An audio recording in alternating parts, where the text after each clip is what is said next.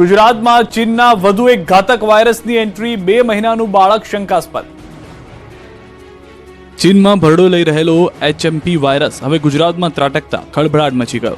અમદાવાદમાં માત્ર 2 મહિનાનું બાળક હ્યુમન મેટાન્યુમો વાયરસ એટલે કે HMPV થી સંક્રમિત થયું। અમદાવાદમાં ચાંદખેડાની એક ખાનગી હોસ્પિટલમાં 2 મહિનાનું બાળક પોઝિટિવ નોંધાયું। બાળકને રાજસ્થાનના ડુંગરપુરથી ગંભીર લક્ષણો સાથે સારવાર માટે અમદાવાદની હોસ્પિટલમાં લાવવામાં આવ્યું હતું, જ્યાં 26 ડિસેમ્બરે તેનો રિપોર્ટ પોઝિટિવ આવ્યો। બાદમાં બાળકને સારવાર આપતા સ્થિતિ સારી હોવાનું જણાવાઈ રહ્યું છે।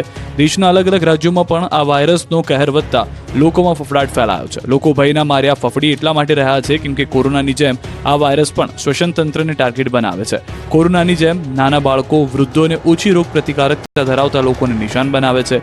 ઉપરાંત શરદી, ખાંસી, કફ, ગળામાં દુખાવો જેવા પ્રારંભિક લક્ષણો પણ કોરોના જેવા જ છે। તેનો ફેલાવો પણ કોરોનાની જેમ સંક્રમિત વ્યક્તિના સંપર્કમાં આવવાથી થઈ શકે છે।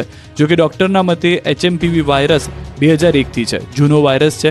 આ વાયરસની અસર બાળકો, સિનિયર સિટીઝન અને જેનામાં ઇમ્યુનિટી ઓછી હોય તેવા લોકોને થવાની શક્યતા છે। આ વાયરસ વર્ષો જૂનો છે, તેનાથી ડરવાની જરૂર નથી, પરંતુ ચોક્કસથી સતર્કતા અને ધ્યાન રાખવાની જરૂર છે। સિવિલમાં HMPV વાયરસના દર્દીઓ માટે આઇસોલેશન વોર્ડ તૈયાર કરાશે।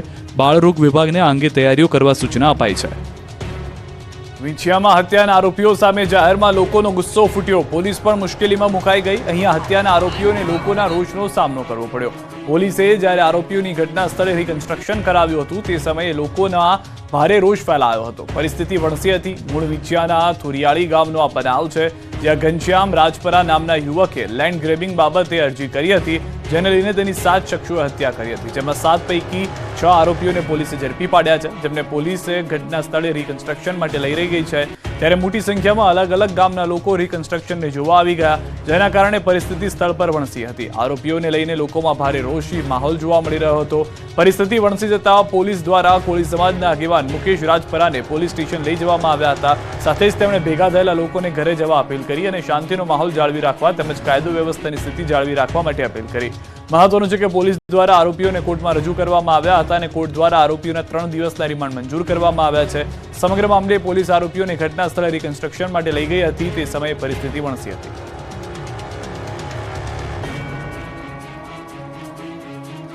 કચ્છની 22 વર્ષની યુવતી 20 કલાકથી 540 ફૂટ ઊંડા